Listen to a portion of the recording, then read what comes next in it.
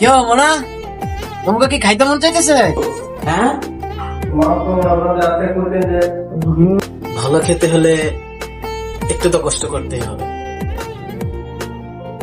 Hello, আসসালামু আলাইকুম প্রিয় দর্শক, আশা করি সবাই ভালো আছেন। শুভ জুম্মা মুবারক। নামাজের পরে আজকে একটা খাওয়া দাওয়ার আয়োজন করতেছি।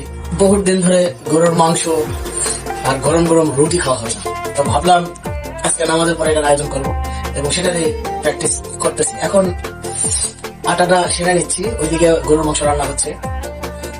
তো আজকে কতগুলো রুটি খেতে পারি সেটা নিয়ে আজকে ভিডিও করতেছি। আপনারা শেষ পর্যন্ত দেখুন। আমার সাথে ফিরোজ ভাই আছে। ফিরোজ ভাই কোনটা খেতে পারে, আমি কোনটা খেতে পারি। এখানে আমি 1 কেজি আটা নিয়েছি এবং 1 কেজি আটা পুরাটাই সেরে নিচ্ছি এবং এগুলা সব রুটি বানাবো। রুটি বানাবো